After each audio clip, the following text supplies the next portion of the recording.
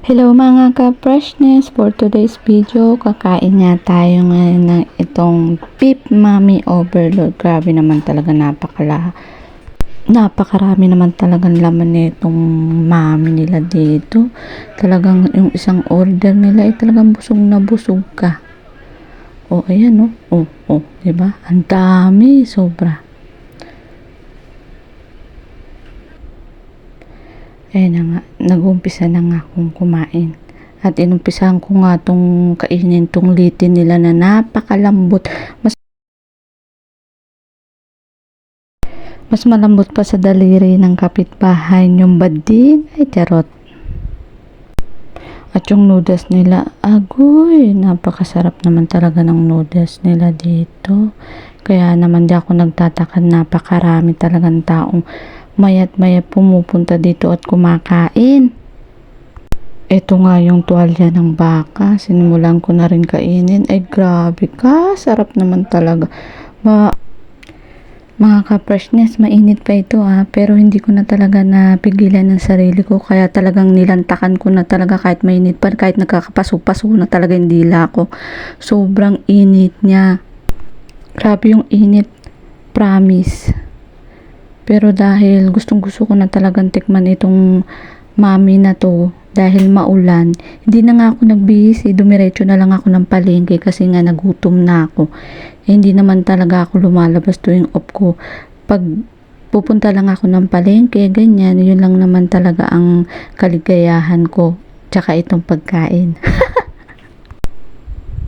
Grabe yung lasa niya mga ka-freshness, para talagang pinakuluan ng 3 araw yung baka para lumambot ng ganto.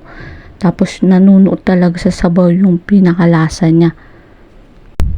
Meron din dito sa Pilipinas hindi ko lang matandaan kung saan ko yun na pero malapit lang yun sa SM pero hindi ganun karaming laman. Syempre alam mo naman, tayo mga Pilipino, mahilig talaga tayo sa tipid, 'di ba? Mahilig tayo sa mga mura, kaya hindi ka basta-basta makakita ng mga gantong mga kararaming mga laman ng mami sa Pilipinas. Pwera na lang ko, talagang special talaga yun. Ito pala, tong in-order ko na to ay nagkakahalaga ng 56 Hong Kong dollars. Syempre, 'di ba? Magkano 'yung pag kinonvert mo sa peso? Mga nasa ano na siya, 400 pesos, o 'di ba? Kaya kapag kakain ako talaga minsan, hindi ko talaga mapigilan na i-convert siya sa peso kasi nga 'di ba? Pero pag naman,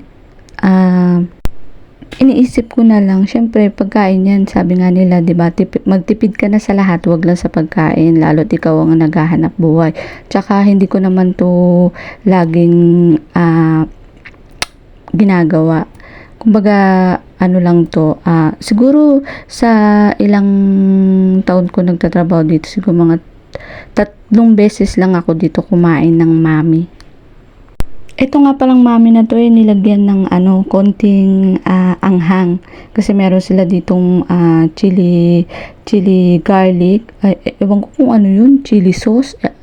Pero maanghang talaga siya. Isang kutsarita lang yung inilagay ko, pero nanunuot talaga. Nagkanda sipon-sipon nga ako dyan Kaya nga kinakat-kat ko yan Kasi nga pinupunasan ko yung sipon ko kasi feeling ko tutulo na siya sa sabaw.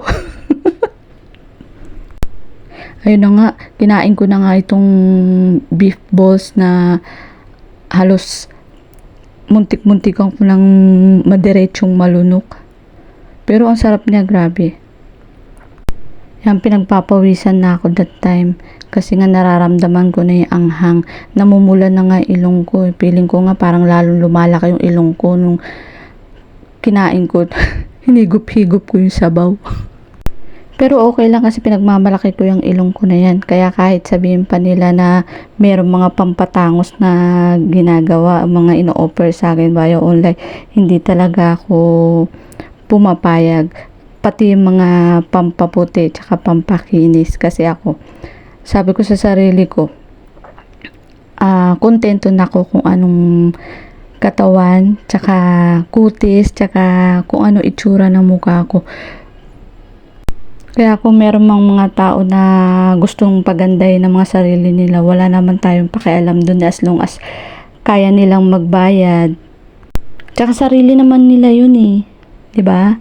Wala tayong magagawa dun kung gusto nilang palakin yung dede nila, palakin yung pet nila, patangusin yung ilong nila, pagandahin yung kutis nila. Wala tayong pakialam dun kasi pera nila yung ginagastos nila dun. Kaya tayo, tahimik na lang tayo. If you don't have nothing to good to say, much better if you just shut up, 'di ba? Ayun na nga, ang dami ko na naman daldal dito kasi nga naman eh, bawal talaga ang mga copyrighted music eh. Kaya kahit buwisit na buwisit kayo sa boses ko, pagtiyagaan nyo na lang kasi kailangan natin kumita ng marangal. Charot! Sabi ng iba, engagement is the key to success here in Facebook. Bakit hindi nyo idagdag yung consistency is the key to success? Kasi nga naman kailangan natin maging consistent sa mga videos na ina-upload natin. Kailangan natututo tayo, kailangan gumagawa tayo ng mga video na may mga palaging bago. Kaya eto, awa ng Diyos, tinatry ko na pag-aralan yung mundo ng Facebook.